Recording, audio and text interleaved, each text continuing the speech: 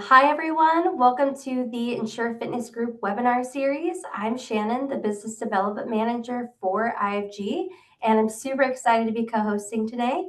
For those unfamiliar with Insure Fitness Group, we are a comprehensive liability insurance provider for fitness professionals across the U.S.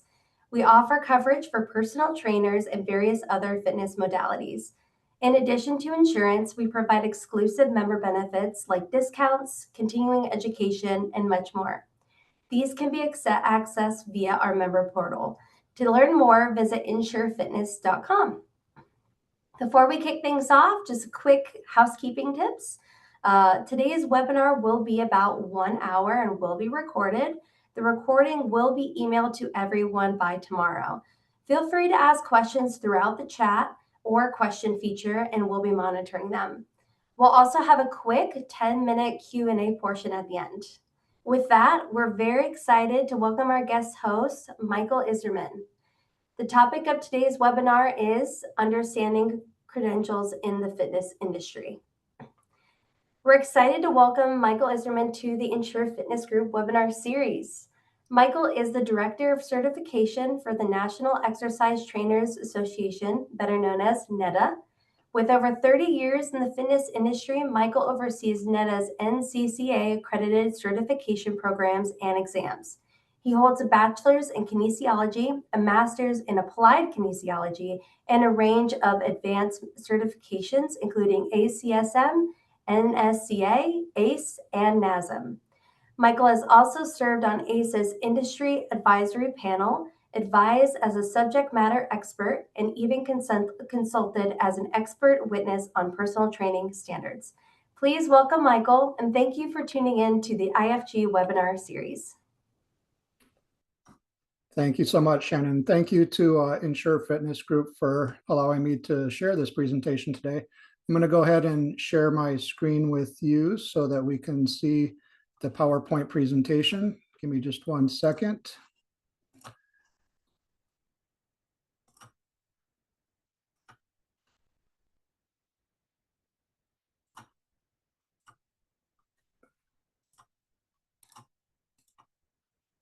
All right.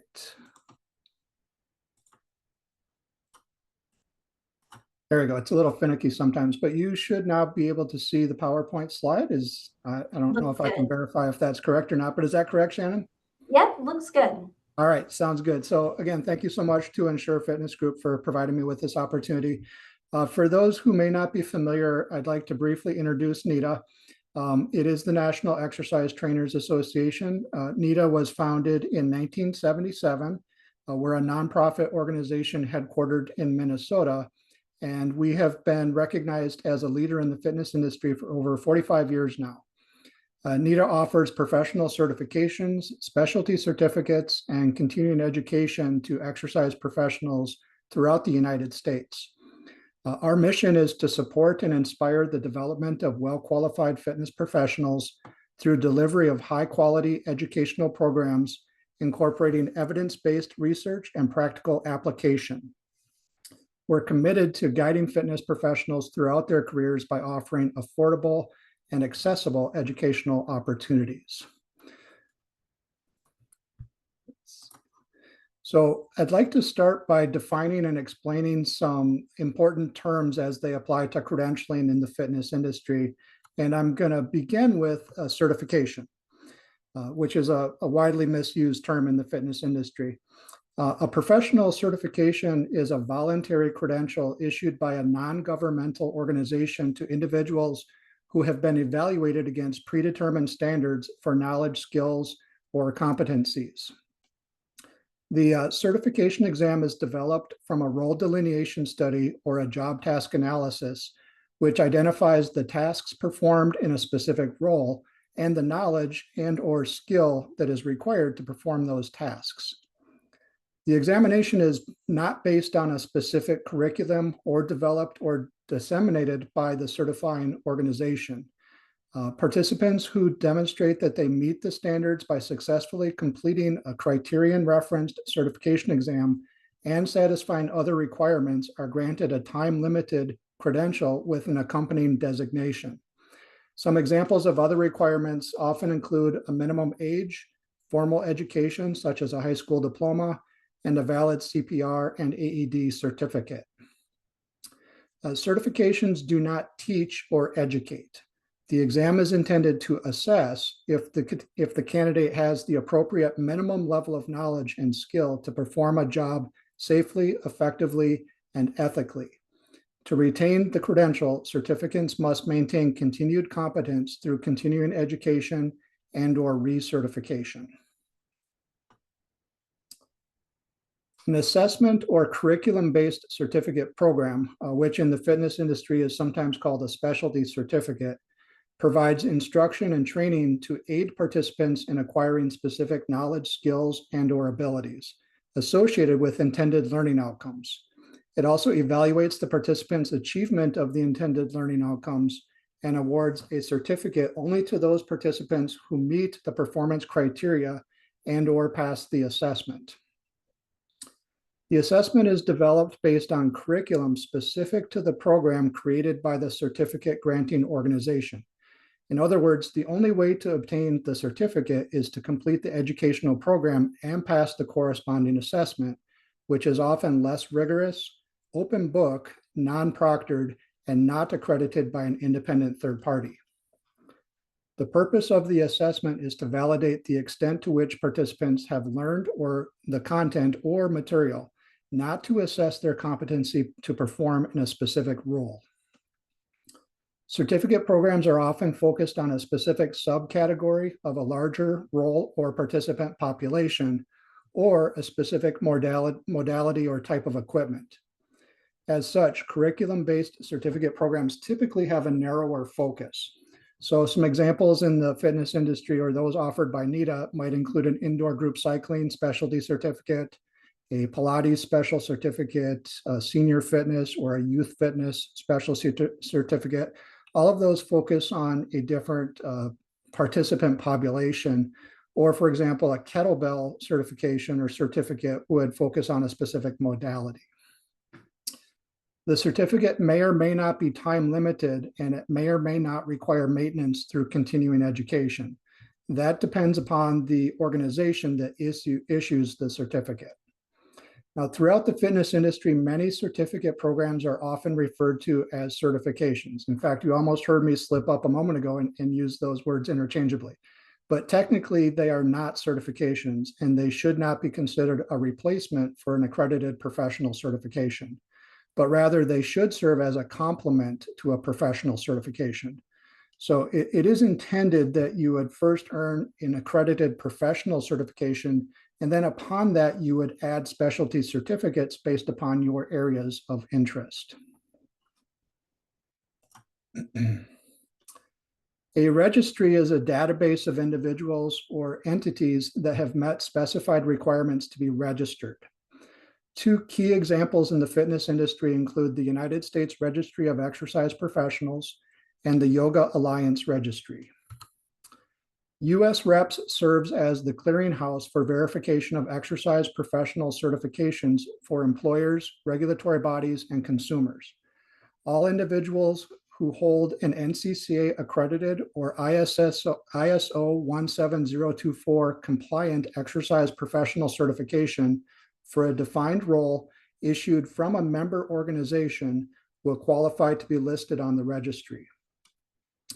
US Reps is maintained by the Coalition for the Registration of Exercise Professionals, whose member organizations currently include the American College of Sports Medicine, the American Council on Exercise, the National Strength and Conditioning Association, the National Council for Strength and Fitness, the National Council for Certified Personal Trainers, and the Collegiate Strength and Conditioning Coaches Association. So there's currently 6 member organizations that belong to CREP. NETA was previously a member of CREP from 2013 until 2016.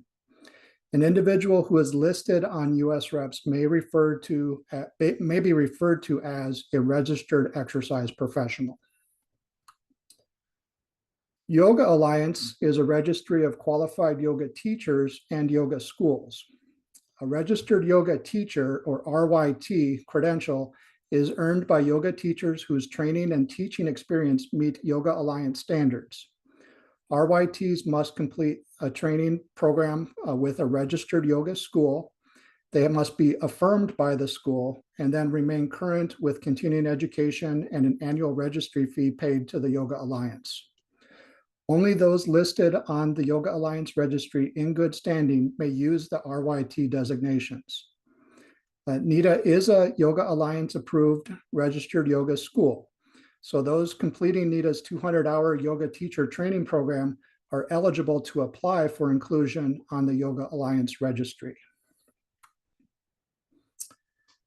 A license is a credential issued by a government, either at the local, state, or federal level, which grants permission to engage in some business or occupation. Credentialing of exercise professionals is not currently regulated by any level of government in the United States. Therefore, credentials awarded in the fitness industry are not licenses.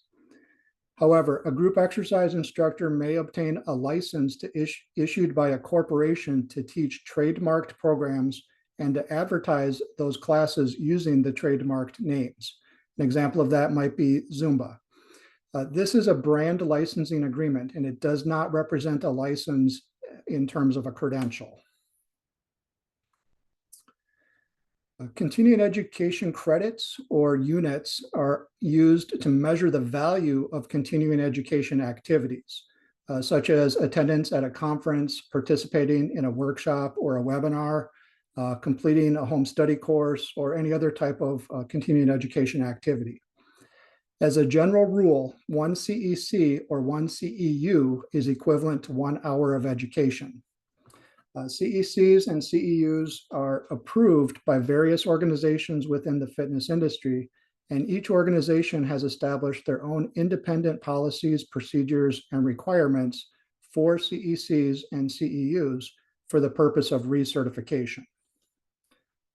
In addition, each certifying body, for example, NETA or ACE or AFA or NASM or any of those, each of them have their own policies, procedures, and fee schedules to become an approved continuing education provider and to obtain approval to offer CECs or CEUs for specific courses, workshops, or other events, which is oftentimes limited to 1 calendar year. So gaining approval to offer CECs from any of those organizations includes an application process, paying fees, and redoing that process every calendar year to get reapproved. For situations when a provider or educator has not obtained pre-approval to offer CECs or CEUs, most organizations do provide a petition process through which the individual participant may seek CEC approval after completion of a CE activity.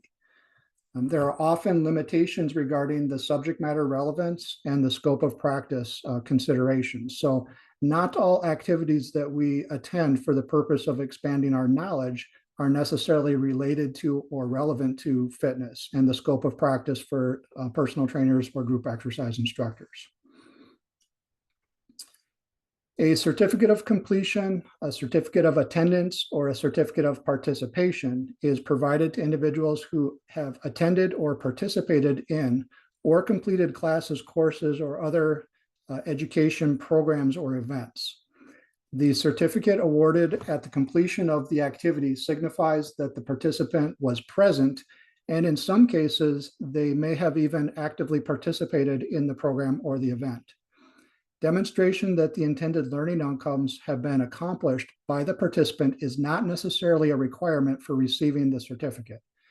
Therefore, possession of a certificate of completion does not indicate that the intended learning outcomes have been accomplished by the participant. In the fitness industry, a certificate of completion serves as a record of continuing education credits or units that have been earned. The certificate of completion should include the participant's name, the name of the CE activity or event, the date of the activity or the event, the number of CECs or CEUs awarded by each certification organization that has approved the activity, and the corresponding course or provider number assigned by each approving organization. A certificate of completion is merely a record of CECs or CEUs, and it does not represent a certification. Then accreditation is the process by which a credentialing program is evaluated against defined standards established by an independent third party. When compliance with these standards is demonstrated, the program is awarded accreditation for a time-limited duration. Earning accreditation demonstrates to both the profession and the broader public that the program has undergone a rigorous review by impartial experts. The experts have evaluated the program against established credentialing standards and determined that it meets the high benchmark set by the credentialing community. This process ensures the program upholds quality, integrity, and trustworthiness. Accreditation of certification programs in the fitness industry is voluntary. However, in adjacent professions such as athletic training and dietetics, an accredited certification is often required as a component of state-specific regulatory laws. Accrediting bodies include the National Commission for Certifying Agencies, the Distance Education Accrediting Commission, and the American National Standards Institute, for which the ANSI National Accreditation Board serves as the accrediting body in collaboration with the International Organization for Standardization. In the fitness industry, the relevant accreditation in this regard is the ANAB ISO IEC 17024 accreditation for personnel certification programs. So all of these actually go together as one accreditation that can be earned by a certification program in the fitness industry. Since NCCA accreditation is the most common in the industry, in the fitness industry, and in the interest of our relatively limited time today, I'm just going to focus primarily on NCCA accreditation for most of the remainder of the presentation. Before I move on, though, from terminology, I would like to revisit the difference between a certificate and a certification, because this is oftentimes an area of a lot of confusion and a lot of misuse of terminology in the fitness industry. So looking at an assessment-based certificate program, the purpose is to build capacity within a specific area, skill set, or to assess learning of specific content. It provides instruction and training. The goal is for participants to acquire specific knowledge, skills, and abilities. And the assessment is used to evaluate mastery of the intended learning outcomes linked directly to that specific learning event or the curriculum. The assessment content, therefore, may be narrower in scope. It does award a certificate to recognize achievement of the specific learning outcomes, but it does not award a designation. So when you complete a certificate program, you don't receive an acronym or a designation that you would put behind your name. Curriculum and assessment are typically developed together by the same individual or a small group of contributors. So the assessment is directly tied to the curriculum.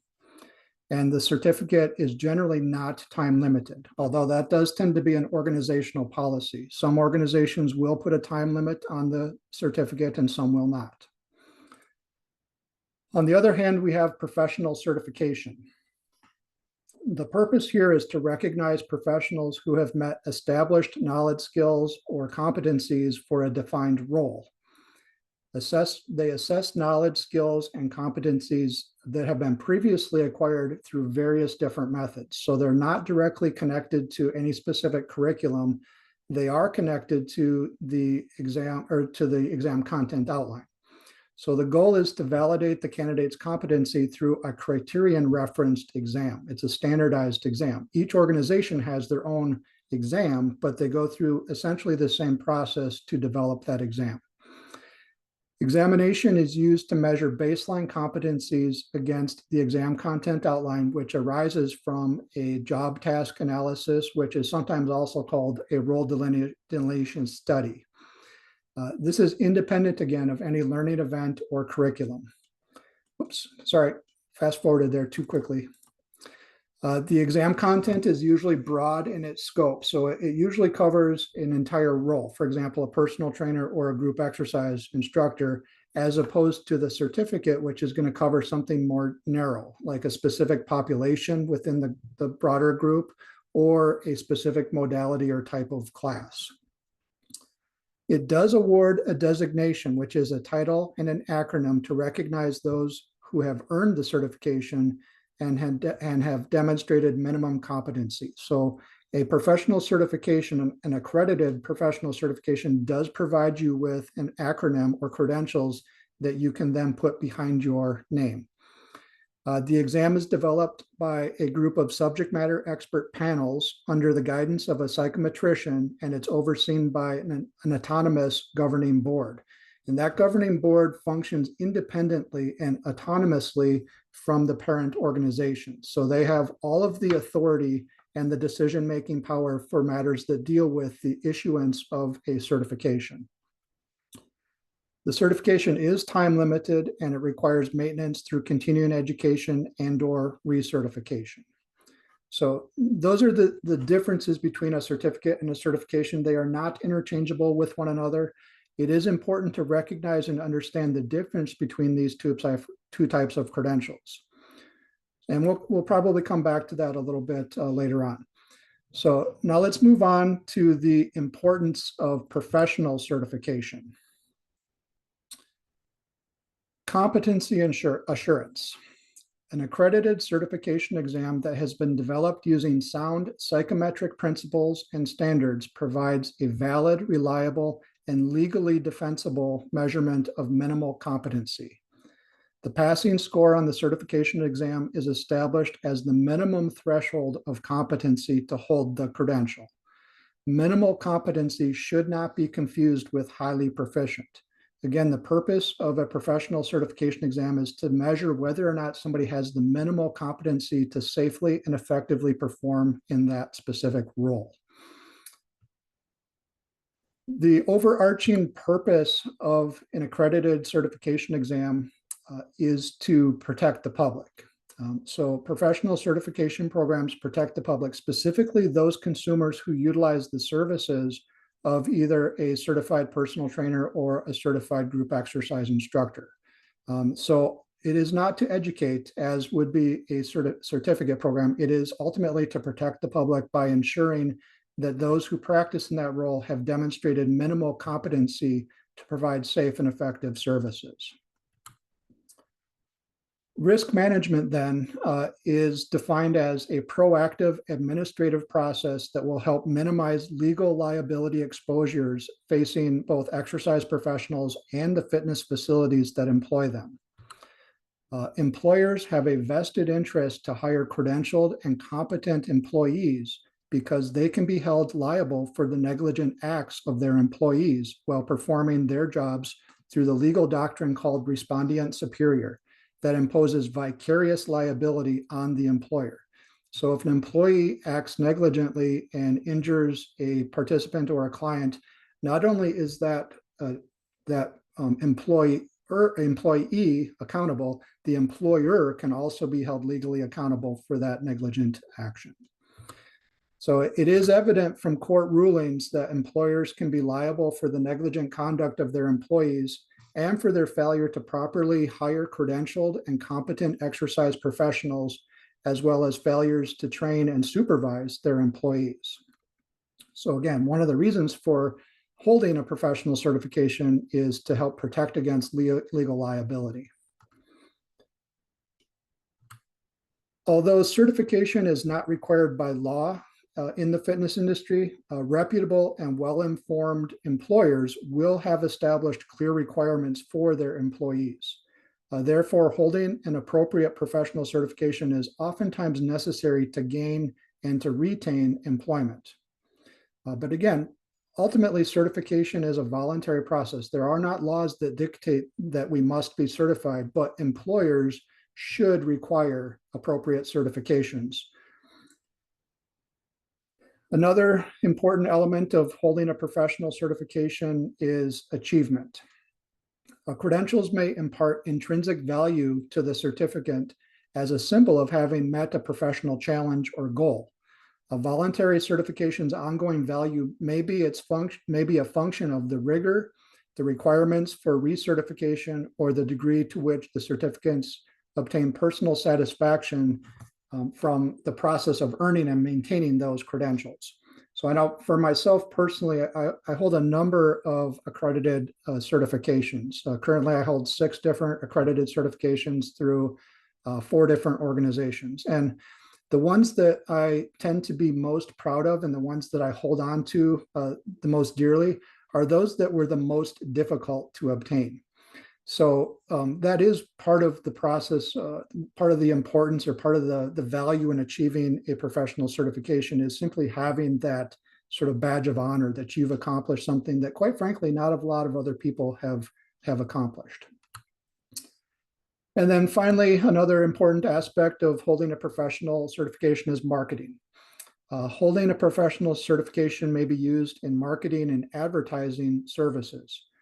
However, fitness managers and club owners need to be sure that the marketing and advertising content regarding the credentials of their employees is accurate. Exercise professionals need to be truthful when they promote their credentials on resumes, on business cards, on internet sites, or on social media.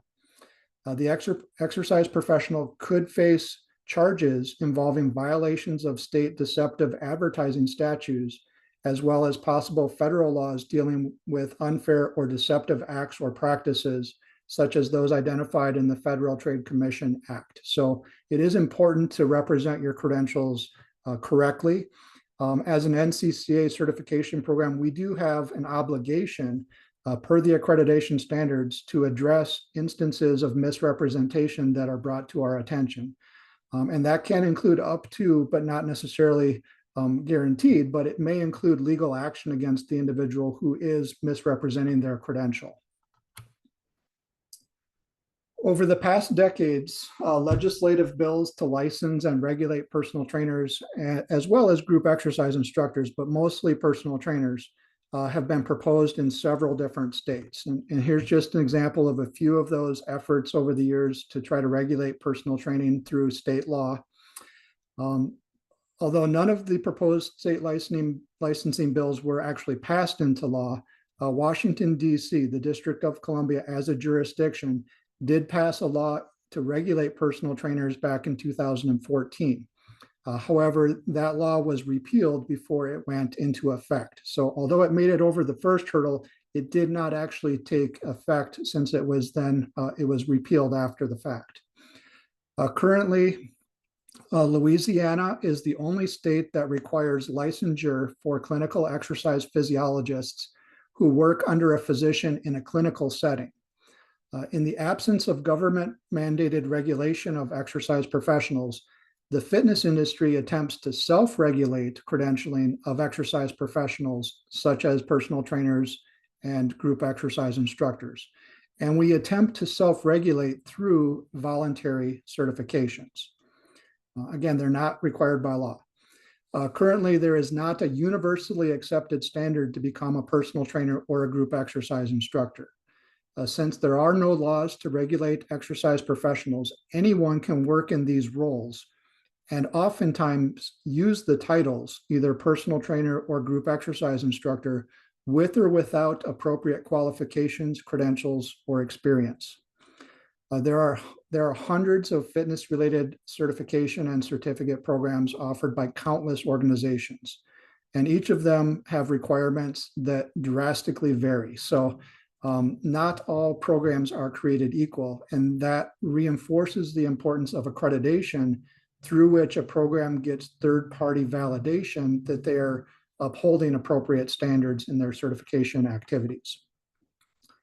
Since certification of exercise professionals is not mandated by law, but rather is a voluntary process based on industry recommendations, each employer determines whether certification is required for their employees and which certifications they will accept.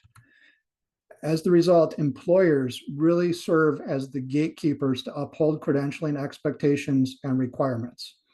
Organizations like NETA can create and deliver accredited certifications, but ultimately the employers are the ones who must enforce self-regulation by requiring their employees to hold appropriate certifications. In 2002, IRSA, which was the International Health Racket and Sports Club Association, began working with some of the fitness industry's leading personal trainer certification organizations on an initiative to promote safety for consumers working with personal trainers in health clubs. As the result, IHRSA's board of directors adopted the following recommendations for their association member clubs.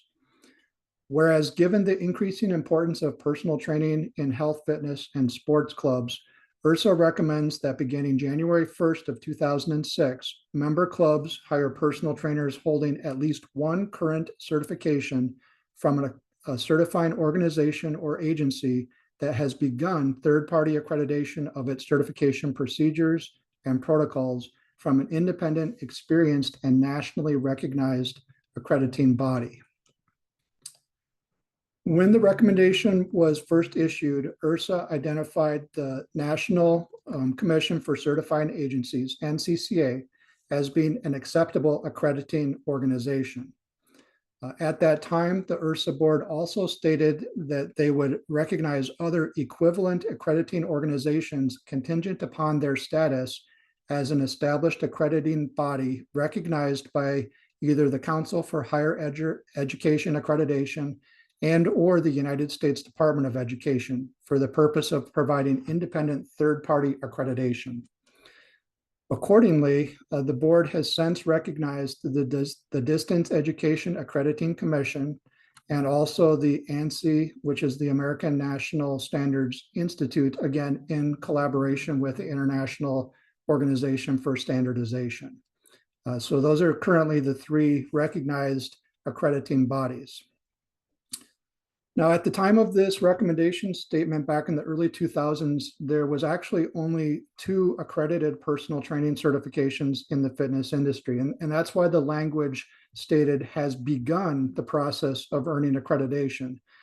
Since that time, and in response to this recommendation from IHRSA, many organizations have sought and earned third-party accreditation for their certification programs. And most of those programs opted for the well-recognized and respected accreditation granted by NCCA. In fact, currently, of the organizations that offer accredited certifications, there's only one that offers the ANSI ISO accredited certification. There isn't any that currently offer a DEAC accredited certification, and all of the others who maintain accreditation do so through the National Commission for Certifying Agencies. And again, that's why most of my presentation focuses on that accreditation.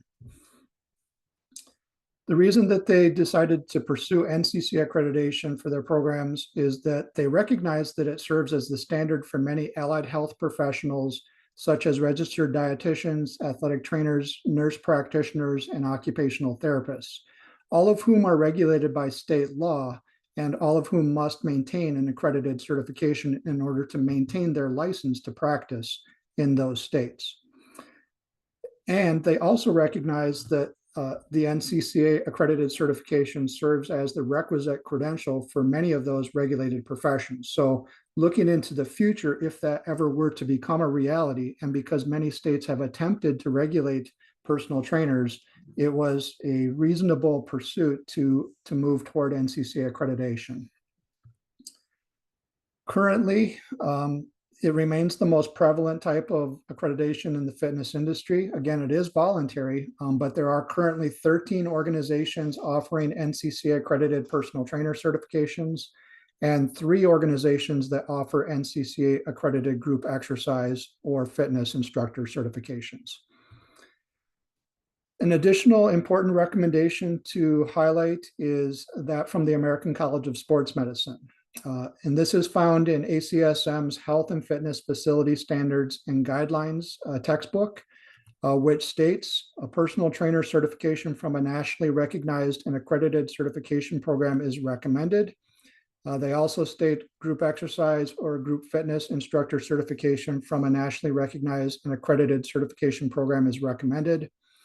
And the term accredited in this textbook refers to certification programs that have received third-party accreditation of their complete certification program, policy, and practices from an appropriate agency such as NCCA. And this is stated in table 4.2 on page 55 of this textbook, where it specifically calls out NCCA as an example.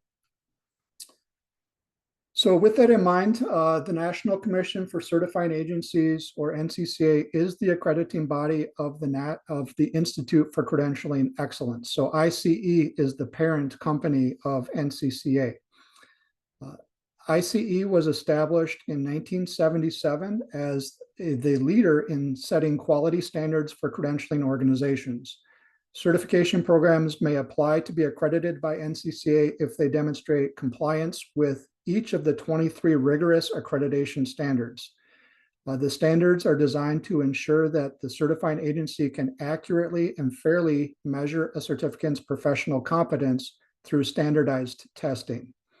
One critical goal of accreditation is to provide the general public with reasonable assurance that the individual they employ is deemed competent and professional by a reputable and accredited certifying organization. NCCA's standards for accreditation of certification programs, which were last updated in 2021, include 23 standards organized into 5 different sections. And those include purpose, governance, and resources, responsibilities to stakeholders, assessment instruments, which are the development and the delivery of the exams, maintenance of certification, and then quality assurance and maintaining accreditation. So to earn or to maintain accreditation, the certification program must meet each standard and provide evidence of compliance through the submission of required documentation. Accompanying each of the 23 standards are essential elements, and there's 86 essential elements in total. Each essential element is directly related to the corresponding standard, and it specifically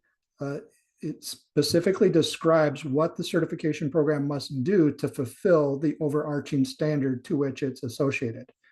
So NCCA accreditation is valid for up to 5 years, and reports are submitted to NCCA annually for each calendar year to report certification activities throughout that year. NETA's personal trainer and group exercise instructor program, our certification programs first earned NCCA accreditation back in 2007 for personal trainer and 2009 for group exercise. Both programs earned reaccreditation in 2012, again in 2017, and most recently in 2022. So each program is currently accredited through July 31st of 2027. Again, they're 5-year accreditation periods. NETA, I am proud actually that we are just one of 2 organizations in the fitness industry that currently offers both an NCCA accredited personal trainer and group exercise instructor certification. Here is the list, and I mentioned earlier there's 13 organizations that offer accredited personal training certifications. So here's the first half of that list. You'll recognize probably some of those organizations, but perhaps not all of them. Here's the second half of that list with NETA highlighted in purple. This can be verified at any time through the accredited programs directory on the ICE website. So if you're ever curious to monitor who actually maintains NCCA accreditation, you can do that through the ICE's publicly available accredited programs directory. And then for group exercise instructor, again, currently just 3 organizations that offer accredited group exercise or group fitness instructor certifications, and NETA is one of those 3. I should note also that when a organization earns NCCA accreditation, it accredits the specific certification program. It's not a organizational accreditation. So it would not be correct to say NETA is NCCA accredited.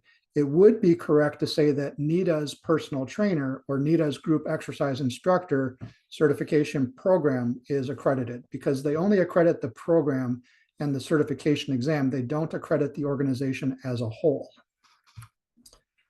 There are also some other roles in the fitness industry that have NCCA accredited certifications. The American College of Sports Medicine offers 2 different exercise physiologist certifications, both of which are accredited. ACE also offers a certified medical exercise specialist and a health coach.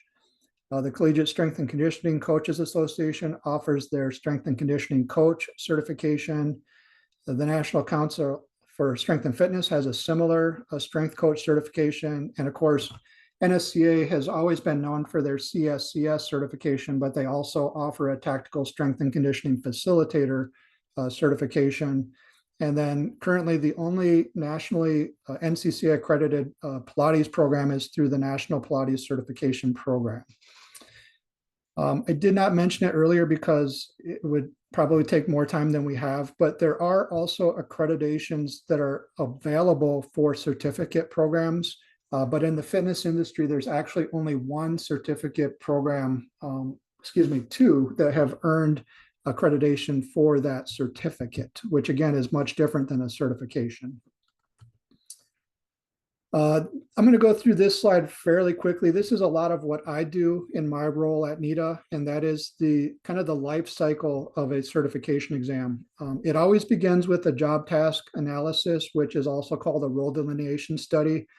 This is conducted every 6 to 7 years to ensure that the certification exam still represents the relevant tasks, knowledge, skills, and abilities that are required of that specific role. In conducting this, it's a multi-day meeting that involves a large panel of subject matter experts, which is facilitated by our consulting psychometrician who has a PhD level of education as a psychometrician. That occurs in conjunction with a national validation survey. So because the initial panel of subject matter experts, although usually between 12 to 15 people, it's still relatively small. Therefore, the work that panel does undergoes a national validation survey, which gives the opportunity for working professionals to respond to the work of that committee to validate that what they have come up with for the exam is both valid and appropriate. That leads to the final exam content outline. That content outline will dictate then what is on and the distribution of questions on the exam for the next 6 to 7 years. Item writing and review takes place where questions are written, they're reviewed, they're edited, they're approved, they're tested. It's actually quite a long process to write well-functioning, fair, and non-discriminatory multiple choice questions. So it is quite a process. Most people don't appreciate how much work goes into writing test questions. The base form is then constructed. From there, the form is reviewed and approved editorially to make sure that everything is correct and that it matches the content outline. A cut score study is conducted. That is a different group of subject matter experts who are going to rate each individual question based on their subjective belief of its difficulty. That goes through some data analysis and then usually up to three different rounds until that data is used to calculate what the passing score for the exam should be. The exam is then administered, the exam is scored, the results are then analyzed, usually on an annual basis, both at the exam and the item level to ensure that the exam is performing as it should, and that each individual question on the exam is also performing as it should. There's quite a variety of different statistics that we monitor to make sure that the exam is fair, reliable, valid, and therefore legally defensible. And then our annual report goes to the NCCA with regard to exam administration, passing scores, exam statistics, all of those things that we have to report to them on an annual basis to maintain accreditation. I'm going to pull out and discuss two different NCCA standards, the first of which is Standard 21, which pertains to the maintenance of certification. And that standard states that the certification program must require periodic recertification. Essential element B of Standard 21 states that certifications must be time limited with a specific beginning and end date to the period of certification. And then essential element C states that programs must have a mechanism to verify that certificants have met the recertification requirements. So certification programs that have earned accreditation from NCCA must require that certificants engage in appropriate educational activities for the purpose of continuing competence and advancing knowledge, skill, and ability. Certifications are valid for a defined duration of time from the date of initial certification. Oops, a little premature there. In the fitness industry, most professional certifications are valid for 2 to 3 years. NETAs are valid for 2 years. During the period from initial certification to the designated expiration date, the certificate must complete the relevant continuing education activities.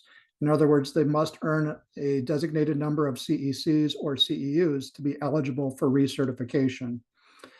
Certification providers assign a value to these activities. We talked about that earlier. Those are either CECs or CEUs. The number of CECs or CEUs required to renew a certification varies among different certifying bodies. It ranges anywhere from 20 to 60 hours of continuing education within a certification period. So in the case of NETA's certifications, our certificates are required to earn a minimum of 20 CECs every 2 years. Usually the ones that require more CECs also have a longer recertification period. Maybe 2, sometimes 4 years.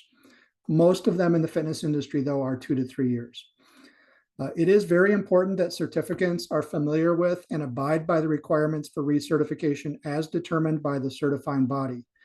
This information is publicly available on the certifying body's website and also in the organization's candidate handbook and recertification handbook. Per NCCA accreditation standards, we must make this information publicly available. So it is readily available for anybody certified by our company or any other organization that holds NCCA accreditation.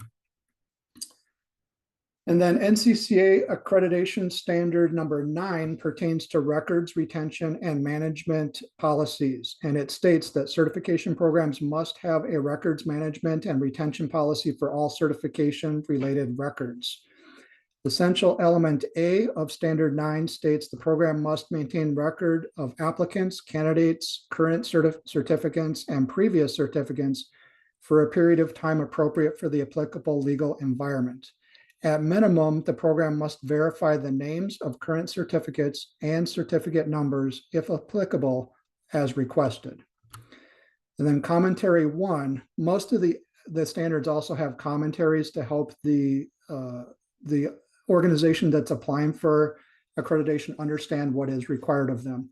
So under commentary statement 1, it states that programs are advised but not required to list current certificates in a publicly available directory. And the purpose of that is for employers or consumers or any other interested stakeholder to be able to verify the authenticity of a certification that somebody claims to hold.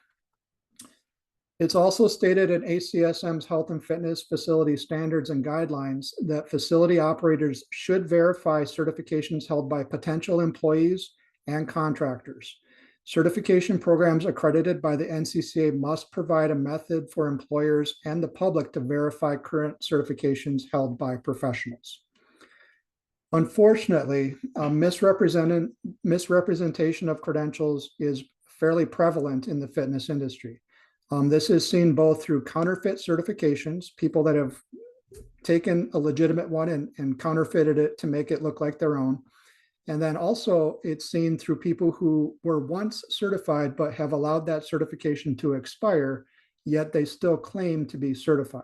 Once a certification expires, it is invalid and that person is no longer considered certified. So it is misrepresentation to claim you're certified if that credential is expired.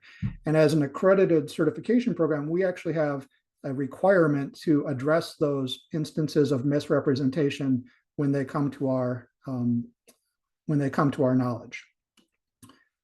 It is important for employers to be aware that over the last couple of years, some organizations have introduced an open book, non-proctored, unaccredited personal trainer certificate option that is advertised alongside their accredited personal trainer certification.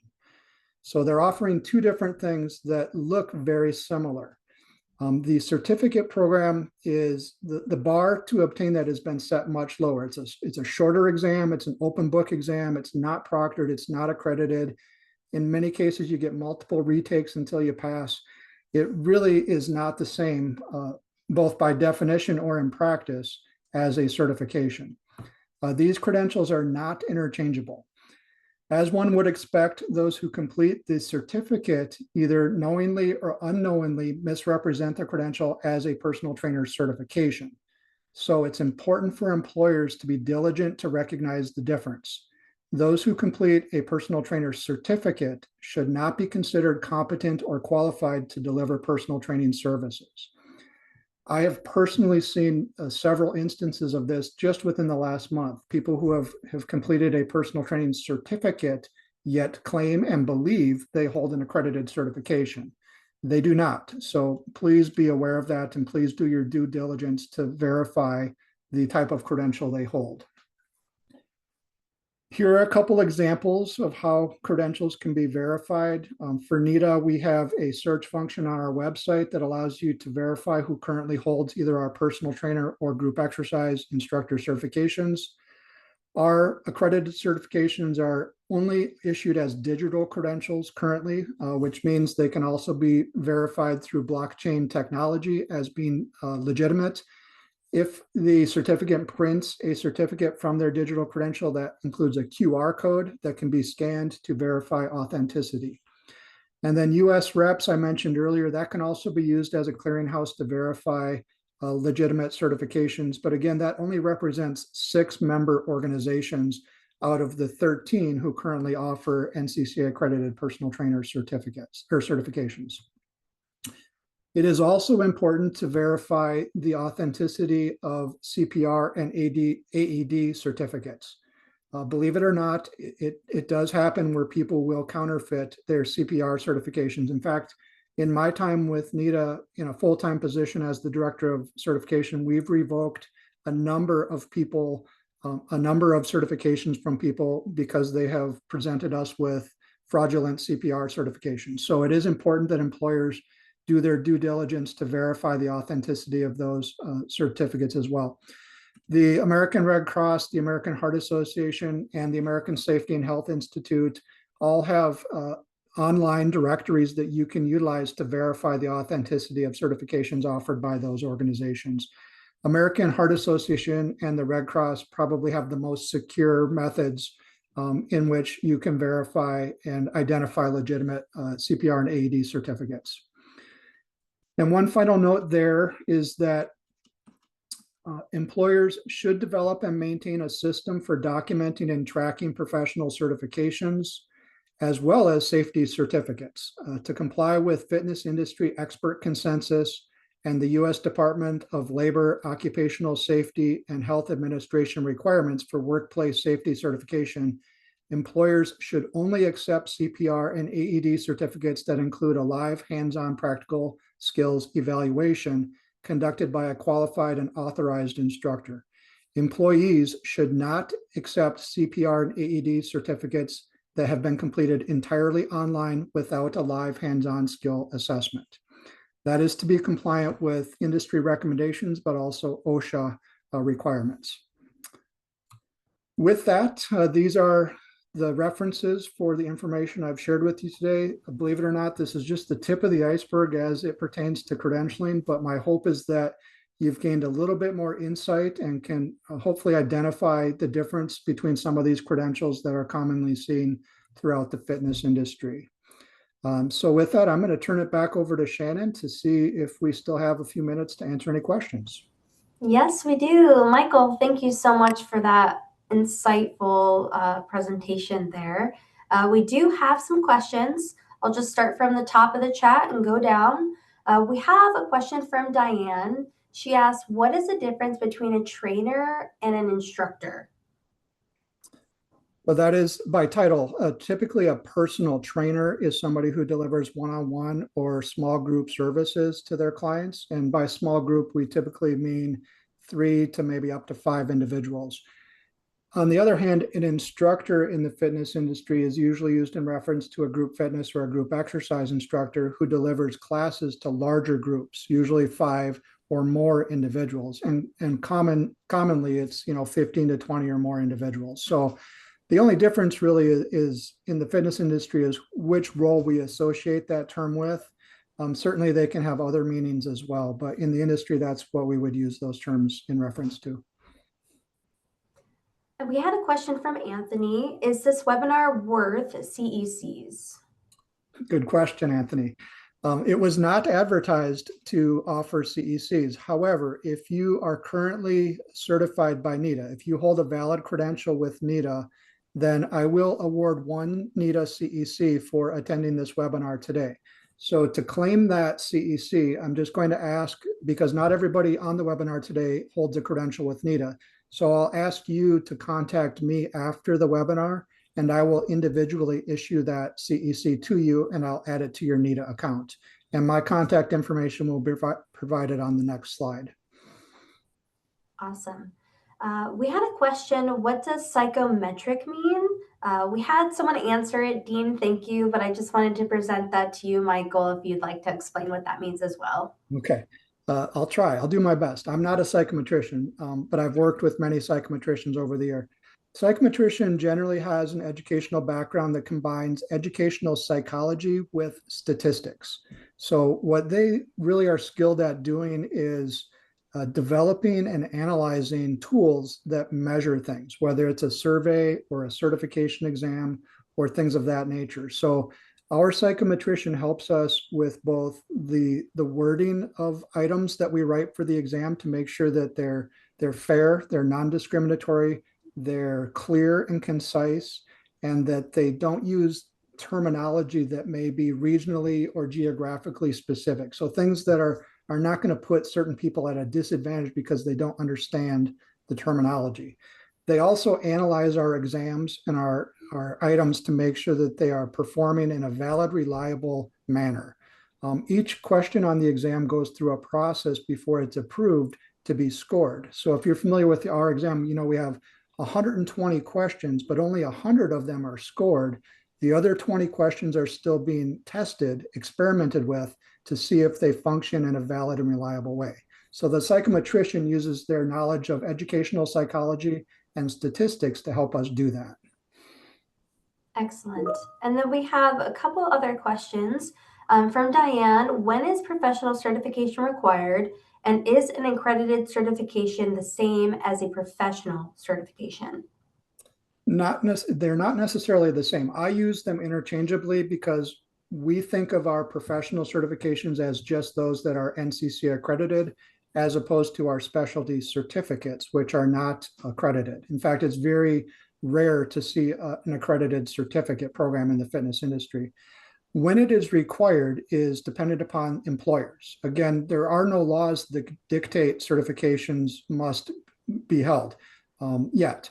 Therefore, if an employer requires it, then it's required. Otherwise, presumably, they would not hire you to work for their company. And that's why I stated during the presentation that currently, because we self-regulate the industry, employers have to be the ones who uphold those requirements by putting them in place and then making sure they comply with their own requirements. Excellent. We have a question from Rose. I see Fit Tour for fitness group certs. What is your opinion on Fit Tour? I personally have not attended any Fit Tour offerings. I am very familiar with Fit Tour as a company. I would prefer not to share personal opinions in a recorded public webinar. But the one thing I will state is that they do not hold accreditation for any of their programs or certifications. That's just a factual statement. They do not hold accreditation. Awesome. And then another excellent question from Anthony, is the ISO a nationally recognized certifying body? No, it's an accrediting body. Certification is different than accreditation. Certification is something an individual earns. Accreditation is something an organization earns. Awesome. And then from Miss Lancaster, if I have completed a workshop with my employer to learn a new skill for group exercise classes, what documentation do I need to submit for a CEC? You would have, well, if it is already pre-approved by any of the certifying bodies like NETA or ACE or AFA, then they're required to provide you with an appropriate certificate of completion that states all of the information I described earlier in the webinar. That's a requirement of being a CE provider. If they have not pursued approval of the event by any organization, then you would have to petition the organization, whether it's NETA or ACE or AFA, to receive approval. And to do that, you usually have to provide a course outline, learning objectives, instructor qualifications, and some sort of documentation that you actually completed the activity. The more documentation you submit with the petition, the easier it is for us to make an informed decision and how many CECs to award. Perfect. Looks like that was the last question, so we're going to go ahead and wrap up the webinar. Michael, did you say that you had your email and contact information on the next slide? I do. Here it is. Awesome, perfect.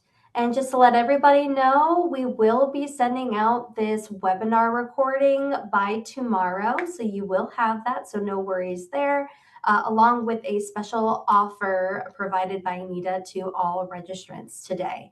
So I just want to say thank you so much, Michael, for being here with us today, providing us with all of your knowledge on certifications in the industry. It's been amazing. And thank you everyone for attending Insure Fitness Group's webinar today. Thank you again, Shannon. Thank you. Bye, everyone. Bye.